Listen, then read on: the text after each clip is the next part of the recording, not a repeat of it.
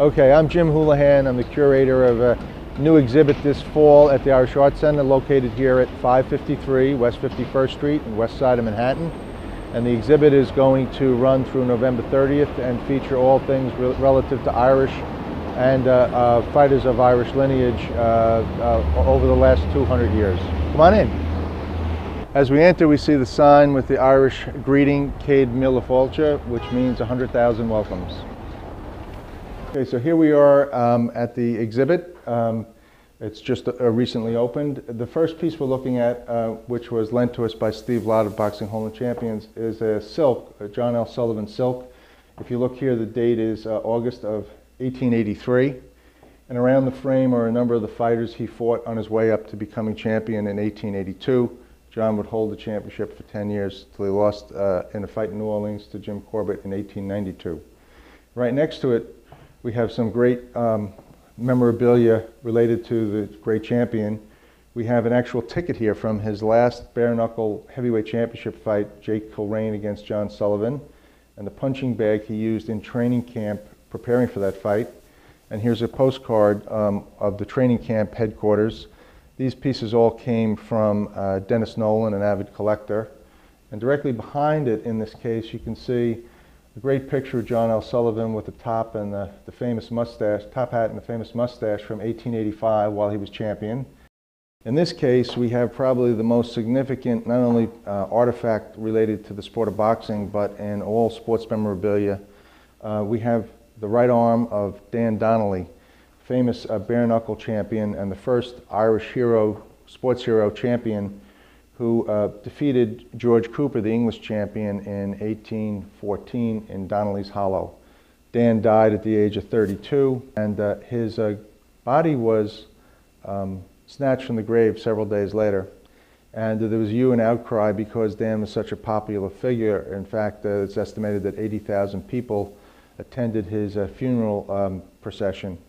This is a copy of a poster that was sold at the Hideout Pub for years with the legend of Dan Donnelly. Several things interesting about Dan Donnelly. One is that there was a street ballad that was sung by young children in Dublin and around Ireland for years about his famous victory. And the second thing was, the legend said that his arms were so long that he didn't have to stoop to button his knee breeches.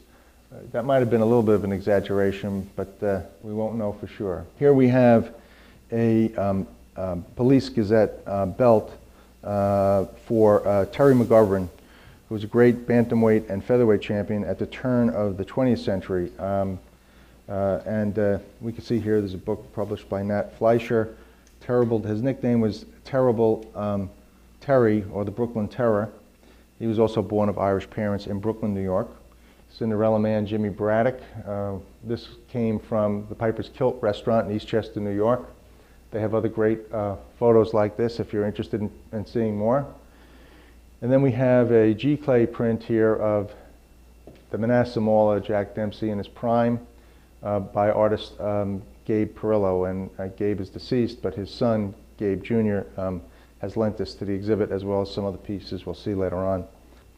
We actually have a picture here that the New York City Commissioner of Records, Brian Anderson, gave us of the tenement that Gene Tunney was born into in 1897, and then a reproduction of his birth certificate that was prepared for someone, I guess on request, in 1928. But it lists his parents' birthplace as Ireland, and the date is 1897. And if you notice, I think where his name is, it says James Joseph Tunney. His name wasn't Gene. One of his sisters couldn't pronounce James Joseph and started calling him Gene, and the family went up calling him Gene, and everybody became known as Gene Tunney.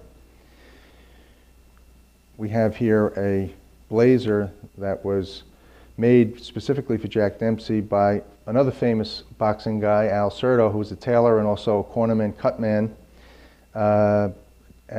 Jack would wear the split blazer at his restaurant where he would greet people with the same "Hiya, pal." And here's the menu from the old restaurant, and also a letter signed by Jack Dempsey that he wrote to a friend, together with some other pictures in old ring magazines.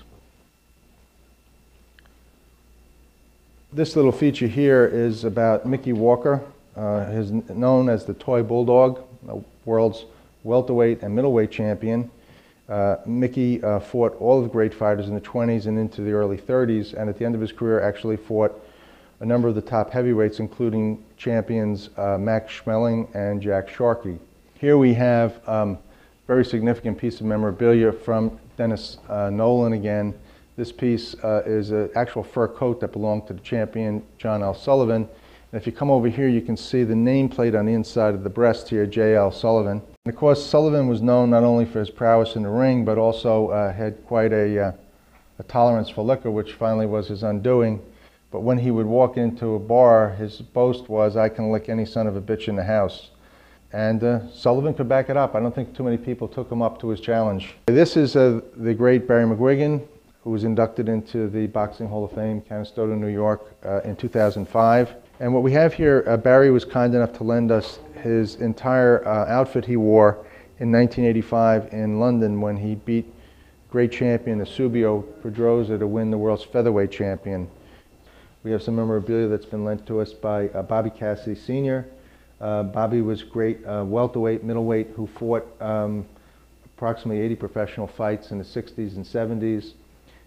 Bobby was a southpaw, and the green gloves and the green and white trunks, which he would wear, were notable because he fought another Irish fighter, Christy Elliott, for something called the Irish Middleweight Championship of the World in 1977.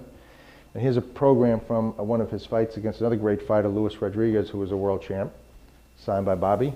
And then we have here another two pieces by Gabe Perillo. This is a painting, original painting of a Jerry Quarry that was done for Ring magazine, and then next to it are some sketches he made at the Quarry Ron Lyle fight at Madison Square Garden.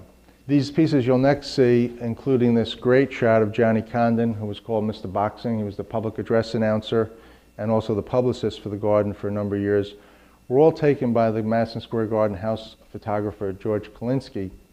And he goes with an unusual tag of "from the lens of George Kalinsky." That's how he wants all his pictures credited. But he's been photographing everything at the Garden for almost 40 years, including concerts, political conventions, etc. These are some of his great boxing photos. Jerry Cooney, his robe with the shamrock, he's acknowledging both his mom and dad, and a program from the Holmes-Cooney fight and some other things.